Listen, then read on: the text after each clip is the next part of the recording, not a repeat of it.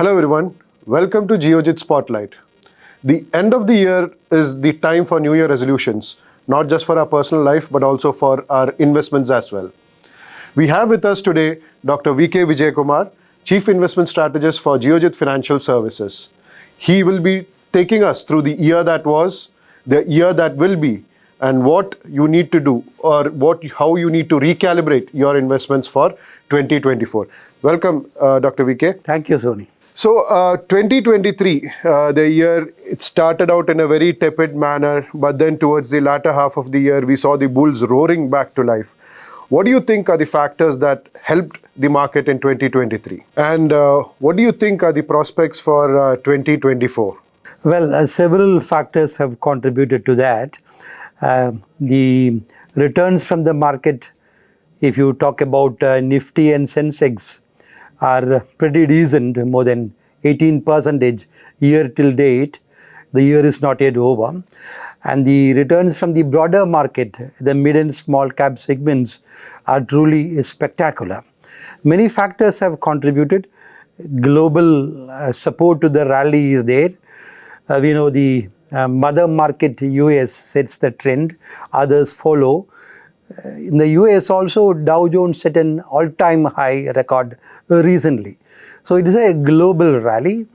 And back home in India, there are other factors like indications of political stability after the 2024 general elections. Our economy is doing well. All these have contributed to this smart rally in the market. The prospects for 2024 look very bright. The rally should continue. There is no doubt this is a bull market. We know bull markets climb all walls of worries. In 2023, the market has been climbing all walls of worries.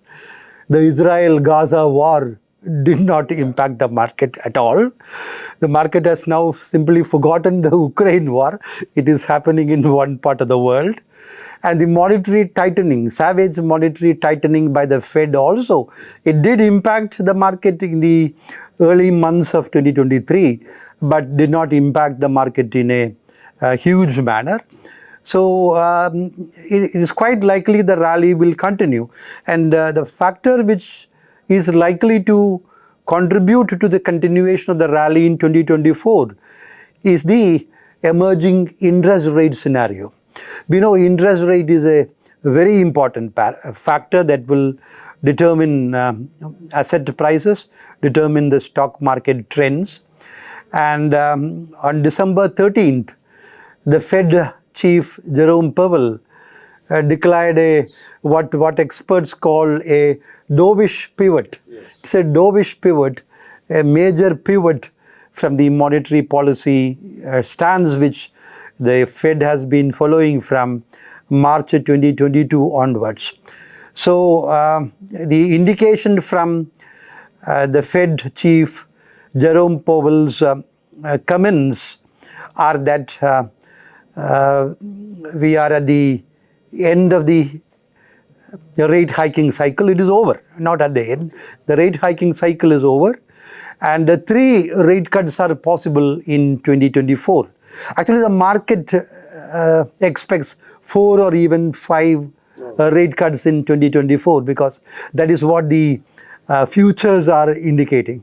So that will be the major factor driving stock markets in 2024. Coming to India specifically, we know Indian economy is very strong, the fastest growing large economy in the world. This year, that is financial year 24, we will be clocking a GDP growth of 7%, which is almost double the average global growth rate.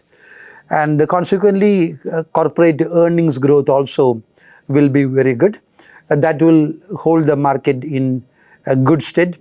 And as I said in the beginning, there are indications of political stability after the general elections. So this is a scenario, what can be described as a blue sky scenario, very optimistic. with all the boxes ticking. But then we must always remember that the sky will not be blue all the time. It can suddenly turn cloudy. Like the weather, it can keep changing also. Do you think, do you foresee any risks that are there for the economy, for the Indian stock markets in general? Any particular risks that you might want to highlight? Well, talking of risks, I always say that there are known risks and unknown risks. Unknown risks, because they are unknown, you can't say anything about that. There is no crystal ball which will give you an indication of what is likely to come. So forget about that part. Among the known risks, the biggest known risk in the market now is the high valuations. Valuations are high. India is the most expensive market in the world now, right? Of course, partly the high valuations reflect the optimism of the investors, right? Investors are buying, whether it is foreign portfolio investors or domestic institutional investors or HNIs or even the retail. They are buying because they are optimistic about India. But then there can be unexpected developments, and the problem with high valuations is that at high valuations the markets are vulnerable to corrections. So the sharper you go, the higher you go, the steeper can be the fall. So that is that. Now mainly we know that there are three major parameters that we use to judge whether the market is overvalued or fairly valued or undervalued. One is the price earning multiple, second is the market cap to GDP, and third is the price to book. Going by all the three parameters, market valuations are higher than historical averages. For instance, if at the present, let us say, at Nifty 21,000, Nifty is trading at more than 21 times FY24 Nifty earnings, right? More than 21 times. Of course, which is a bit high. Which is a bit high. You can even say it is a bit too high, because our if you take the last 10-year average, last 10-year PE I think is around 16.5. There's a big difference between 16.5 and 21. But then we are in December now. Very soon the market will be discounting FY25 earnings. So if you look at the FY25 earnings, the market valuations are not excessive, but it continues to be high. So this is the most important risk in the market right now. Early last year, you had suggested the capital goods industry. You had talked about a favorable capex situation. You had focused, or you had informed the investors about the positive prospects in the capital goods industry. Do you have any suggestions for the investors for 2024? We saw the defense theme, we saw the Make in India theme. Do you think any sector that the investors need to focus for 2024? In early 2023, it was very, very clear that the capex cycle is on and the capital goods sector will do very well. That was why in a couple of our interviews, we even mentioned the names of shares like Larsen & Toubro, ABB, Siemens. These stocks have done very well. And the capital goods story will continue, because when the capital goods cycle starts, the cycle will continue for many years. Not a short term. It is not short term. Capex cycle is not short term.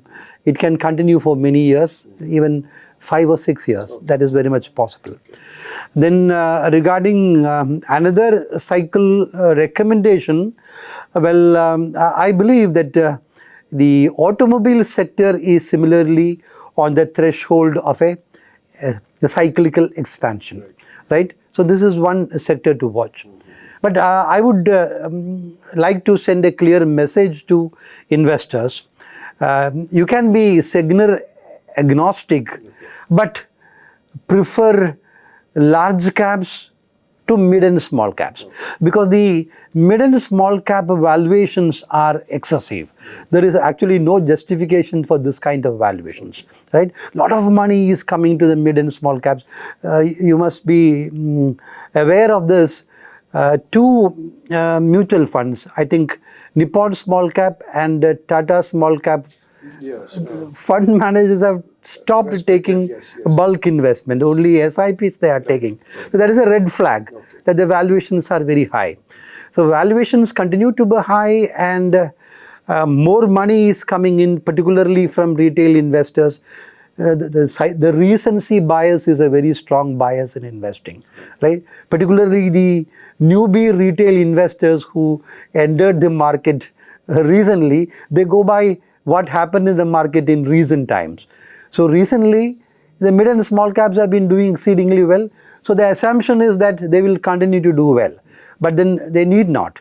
So irrespective of sectors, in 2024, investors should give priority to large caps over mid caps, right? It is quite possible that the large caps can outperform the mid and small caps in 2024. So yes, large cap allocation should be focused on in 2024. But for a retail investor, for a small time investor, what would be the ideal strategy? In 2023, we saw the mid and small caps booming. Any adjustments that the retail investors need to do for 2024 in terms of their strategy, in terms of their allocation? Investors should not be looking for easy money. Easy money, if it comes, it will go also. Easy come, easy goes, right? And that is the saying. We should be focusing on long-term wealth creation through systematic investment. The ideal investment strategy in the current context in the market would be a multi-asset allocation strategy. Under multi-asset allocation strategy, you should invest in equity, you should invest in fixed income, also you should invest in gold. But from our experience, we know that if you take any time period, 5 years, 10 years, 15 years, 20 years, going back to last 30 years, equity has outperformed fixed income and gold in all these time periods. It may not happen in a 1 year period, it may not happen even in a 2 year period sometimes, but if you have a time horizon of 4 and more, certainly equity will outperform. Therefore, the highest weightage in investment allocation should be to equity, and within equity to large caps over small caps. In small and mid caps, you can continue with systematic investment, but give more weightage to large caps at the current juncture in your investment. Thank you, sir. Thank you very much. Thank you, Tony. Thank you. All the best to all our investors for a very prosperous 2024. Thank you, sir. Happy investing.